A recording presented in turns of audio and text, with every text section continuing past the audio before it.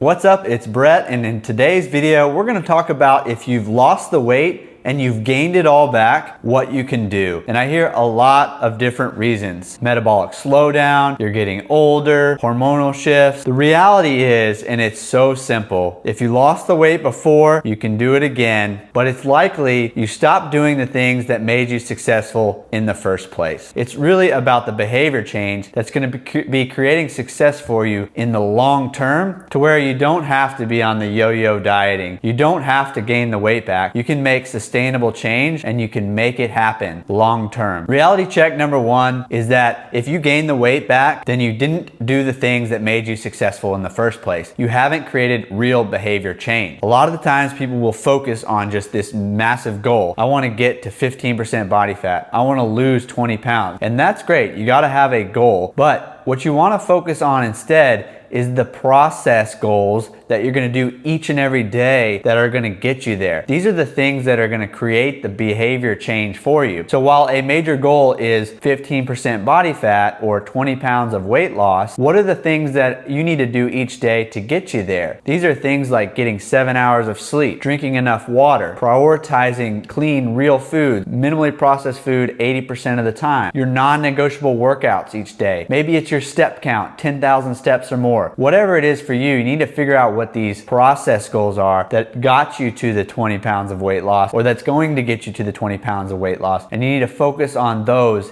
each and every single day. Because when you do this, this is where real behavior change happens. So I have a simple exercise for you. I want you to write down 3 to 7 process goals that you're gonna do each day to feel your best mentally and physically. I'm gonna run through some examples. Get 12 cups of water every day. Prioritize 7 hours of sleep. Get my number of non-negotiable workouts in each week, or maybe for you, it's walk 30 minutes a day or hit 10,000 steps. Maybe you wanna walk away from each meal feeling light and satisfied, not overstuffed. Maybe you want to prioritize meals and no snacking in between. This is a great habit to lose the weight or get the body fat down. Maybe you want to eat 70% or more meals cooked at home and less takeout. Write your 3 to 7 goals, process goals that you're going to have each day that are going to create the behavior change that's going to give you lasting results. There's no on a diet and off a diet. If we even use the word diet, it implies that we're on it or off of it. So we want to create those sustainable changes over time. That's what creates lasting results. The second reality of fat loss and weight loss, especially if you've lost the weight but gained it back, you must design your environment for success. It is so much easier to design your environment for success than to rely on willpower. Willpower is like wrestling a gorilla. You can fight it off for a while, but eventually it's going to overtake you and it's going to win. So what are some of the things that are going to help you design your environment for more weight loss, more fat loss that's sustainable? Number one, you need to go through the pantry, the fridge, toss out any temptations. What are those things that you know will tempt you? For me, I know it's chocolate covered almonds. They're amazing, but I can't stop at just one. I don't buy them. I don't keep them on hand. One of the things you must do is stock the healthy stuff. It is so true that if we stock the good stuff, we're going to eat the good stuff. So determine the day of the week you're going to go to the store or get the order delivered, and you're going to have the healthy stuff on hand every single week. Other ways you can design your environment for success is you can have a special pantry that has all your healthy foods in it. You operate out of this one only. The rest of the family can have what they want. You can go home a different route from the gym or a long day at work, the route that doesn't have the fast food restaurants on it, so you can't go through the drive-through and take the easy way. And look, you specifically need to think about how to design your environment for success in the evenings. Not only are you wrestling with willpower in the evening, but your decision fatigue is at an all-time high. You've likely made these decisions all day long in your work, in your private and personal life. Now, you don't want to have to make more decisions in the evening about whether you should eat that treat or not. So if a problem for you is to watch TV and have the sweets at night, well then don't even go to the kitchen in order to grab them. Take a different route through the house. Do whatever it takes to set your environment up for success. So my challenge to you, design is going to beat willpower every time. How can you set your environment up for greater success? The third reality of weight loss and fat loss is to focus on lean protein and veggies first. I call this the PVC method method of eating, or protein, vegetables, then carbs. There's really no reason to eat the carb-rich foods before any kind of protein or veggies. We want to eat the protein and veggies first, prioritize that fuel, because number one, protein hits the brain, tells us we're full. It requires a lot of chewing with chicken breast and things like that. That chewing is tightly linked to satiety. And then lastly, fiber, lots of veggies. It adds nutrients, but fiber is very filling. It's literally going to build a natural backstop for ourselves so that we can't overeat the carbs and fats. I do this all the time while I'm cooking food. I'll slice up a cold cucumber, put some pink salt on there, and I'll eat it while I'm cooking dinner. It takes the edge off hunger, helps me show up to dinner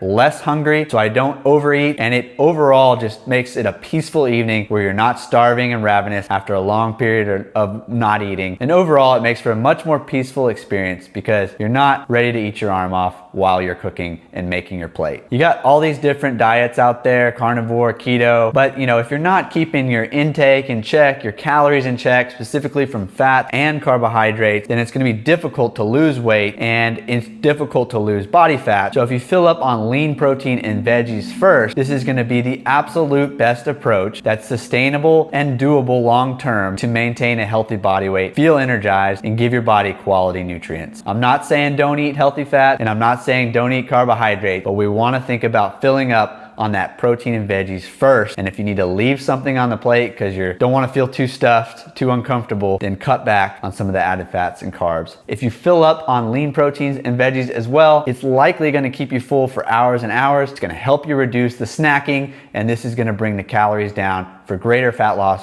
greater weight loss. It's a smart strategy. So my challenge to you is to start looking at meals and focus on eating the protein and veggies first, or add some extra veggies in while you're cooking dinner and see how you feel. The fourth reality of fat loss, weight loss, especially if you've regained the weight after you've lost it, is you've likely lost some consistency in your routine in general. The more you can be consistent, the more it is going to lead to sustainable change long term. Everything you're doing, you can ask yourself, is this reasonable? Is this doable long term? If you jump on a carnivore diet, you're going to ask yourself, is this reasonable and doable long term? Likely not. A lot of people who have gone carnivore end up switching back or slowly introducing carbohydrates and more foods because it's not a very balanced approach. It's not sustainable long term. It's overly restrictive. Yeah, it can be effective for certain things, but it's just not a one size fixes all forever approach. So the reality is to get consistent with a plan that works for you. And if you lost the weight and you regained it, my guess is that you're not consistent with the workouts that you were doing to lose the weight in the first place. Whether it's walking, weight, whatever it was. If you lost the weight and regained it, you were not consistent with the healthy meals that you were eating and cooking and choosing when you lost the weight in the first place. If you're struggling to lose the weight and the body fat right now, you're probably not getting consistent with your meals every single day. So my challenge to you is to put this all on autopilot. Find things that are going to make this easy, repeatable, and doable for you. I eat the same thing 6 out of 7 days of the week. It's so easy. I cook some ground turkey, I cook some white rice or sweet potatoes, and then I get a certain salad mix or veggies each week and I put it on repeat. I'll add in some avocado, I'll add in some avocado oil-based dressings here and there. Yes, I switch in some eggs and different protein sources, Greek yogurt, but 60% of my meals in the week are the exact same thing. It's on autopilot. I don't even have to think about it. I don't waste any decisions on it. I'd rather focus on other things in the day and I lock it in because I know it helps me maintain a healthy lean body composition, gives my body the nutrients it needs, and it makes it easy. I am all for variety. You want to have this abundance mindset with food. There's so many whole, real, minimally processed foods out there under that umbrella, under that framework. There's so much variety, and explore those all you want. If you start finding yourself fatiguing on eating the same foods, add in a new fruit, add in some new veggies, choose a different protein source, add in that variety as you see fit. But when you find something that you enjoy and that's easy for you to implement, lock it in. Lock it in, make it simple, put it on repeat at least Monday through Friday during the work week when things are busier, and is gonna help you simplify